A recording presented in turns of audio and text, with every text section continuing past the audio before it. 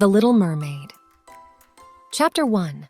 The Deep Blue Sea. Far out at sea, below the waves, deeper and deeper and deeper still, stood the Sea King's castle. There, at the very bottom of the sea, the water was as clear as glass. The sand was as fine as powder. Tall seaweed grew up around the castle walls, and small, bright fish darted among its branches. The Sea King was very proud of his castle. It was the perfect place to bring up his 6 mermaid daughters. Each daughter was given her own small garden to care for. "I'm going to shape mine like a whale," said the eldest. "Mine will have a seashell border," said the next. "And I'm going to grow pretty flowers," said the third. The 4th and 5th mermaids loved exploring. "Let's decorate our gardens with treasure from shipwrecks," they said. Then their little sister appeared, hugging a statue of a smiling boy. "Look what I found," she cried. "I'm going to put him in my garden." The sisters spent all day in the castle waters, tending their gardens and playing games. In the evening, as the sea turned to inky black, their grandmother called them inside for supper. Lying on silky cushions, the family ate steaming seaweed parcels and soft sea fruits.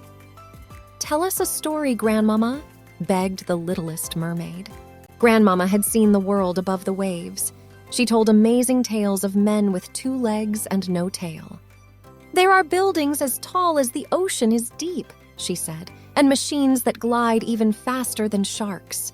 The little mermaid hung on her every word.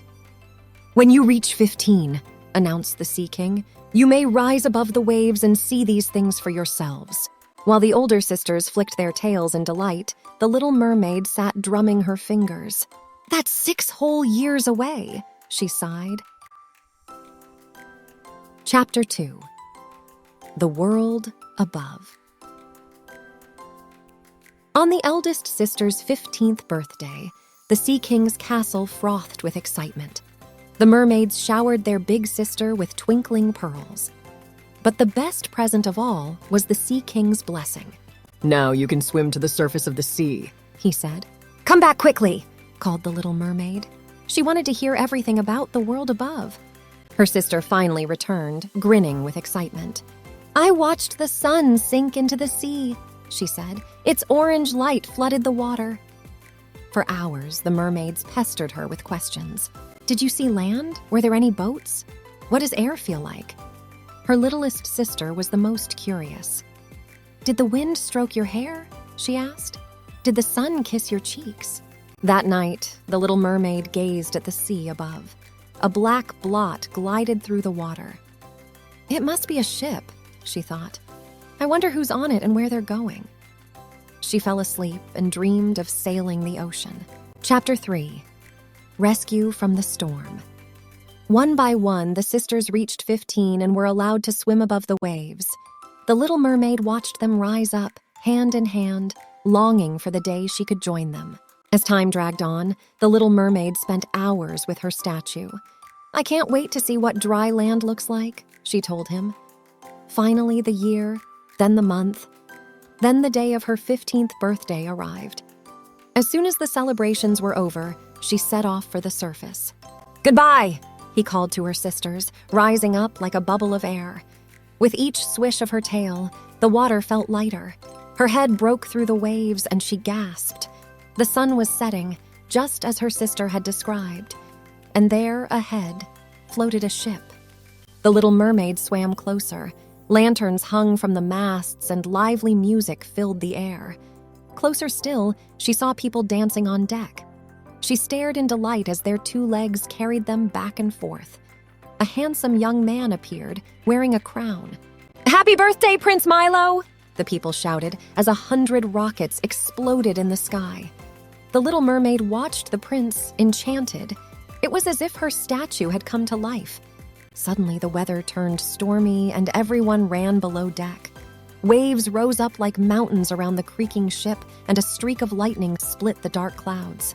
The little mermaid rode the surf with glee, but then she heard cries from the ship. The wind and waves were battering it apart, tossing terrified people into the foaming sea. The mermaid was horrified. "They'll never survive without tails," she thought. "Oh, the poor prince, I must find him." She searched everywhere, diving between beams and planks. At last, she saw him, clinging to a broken mast. She pulled the prince to a sheltered cove and let the waves wash him ashore. "Thank you," he murmured. The little mermaid watched from a clump of seaweed. As the dawn light warmed the sky, a pretty girl came and helped the prince to his feet. Smiling, he looked out to sea, then walked away. Chapter 4. Finding her prince. The little mermaid floated joyfully back to the castle. "How was it?" her sister asked together. "Beautiful," she sighed. All day, the sisters played in the castle waters. "Catch!" cried the eldest, throwing a sponge ball. But the little mermaid was too busy dreaming of walking with her prince. That night, and every night for a week, she swam back to the cove and gazed longingly at the empty beach. At dawn, she returned to her statue under the sea. "Will I ever see my prince again?" she asked. The marble boy just smiled. "Why do you swim to the same place each night?" asked her sisters one morning. The little mermaid blushed and told them about her prince. "I've seen that prince," said the eldest sister. "He lives in a grand palace by the sea." "Really?" cried the excited little mermaid. "Show me!" That evening, all 6 mermaids rose up through the sea and swam to the palace. It stood proud and shiny at the water's edge.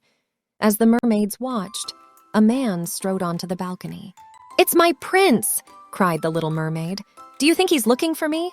"Don't be silly," said the eldest sister. Day after day, the little mermaid returned to the palace.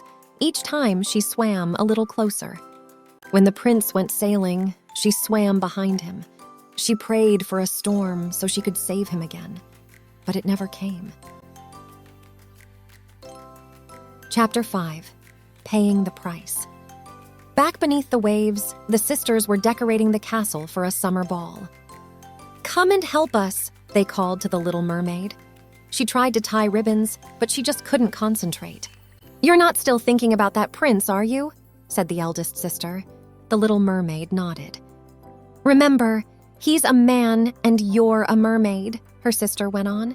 "He will only make you unhappy." By nightfall, the sea castle looked splendid. Blue flames rose up from pearly white shells, lighting the way from the gardens to the hall. Guests streamed in, wearing shimmery clothes, and a fish band sang gurgling tunes. The little mermaid pretended to join in, but she couldn't stop thinking of her prince. "I have to do something," she thought. "Maybe the sea witch can help me." While her sisters swayed to the fish band's songs, the little mermaid swam away. It was a dark and dangerous journey to the sea witch's cave. The little mermaid crossed bubbling hot mud, dodged swirling whirlpools, and darted past slimy seaweed arms. At last, the craggy cave loomed up ahead. The ugly sea witch stood at the entrance. "So you want legs to impress a prince?" she snapped. The sea witch knew everything. "They will cost you dearly." "But I have nothing to give you," said the little mermaid. "Yes, you do," the witch declared. "Your voice." The little mermaid gulped. "But how will I talk to my prince?" she asked. "That's not my problem." The witch started stirring a potion. "This will split your tail in 2, she said, "and give you human legs." "But there are 2 things you should know," she added. 1, if you drink this potion, you can never go back to your father's castle. And 2, if the prince doesn't return your love, you will dissolve into the ocean waves." The witch stopped stirring and looked up. "Do you still want to drink it?" she asked. The little mermaid didn't pause. "I do," she replied. They were the last words she ever spoke. With a wave of her wand, the witch added the mermaid's voice to her potion. Chapter 6. The Prince's Bride.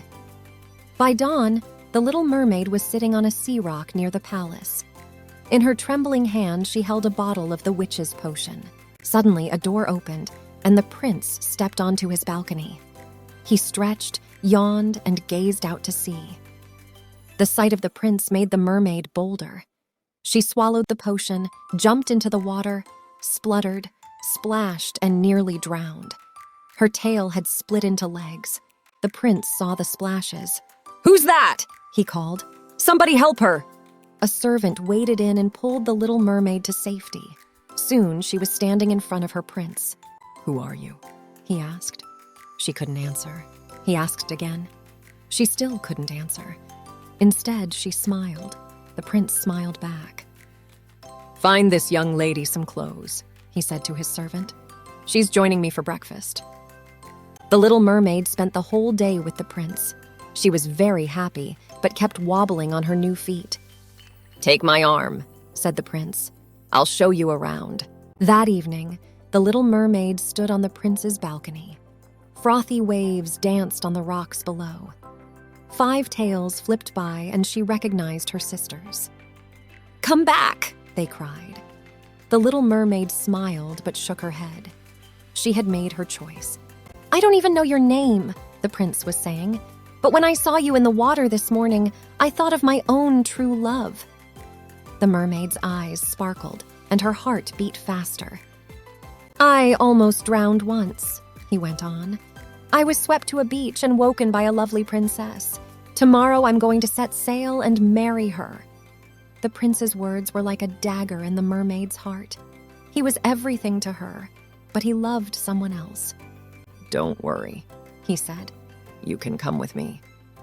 But the little mermaid shook her head, sobbing silently. Next morning, she watched her prince sail into the distance. The world she loved was lost to her. "You can never go back," said the witch's voice inside her head. "Come to us," sang the ocean spray. "Forever," whispered the foaming surf. With tears streaming down her cheeks, the brave little mermaid disappeared into the welcoming waves. Thanks for watching. Please like and subscribe our channel for more upcoming videos.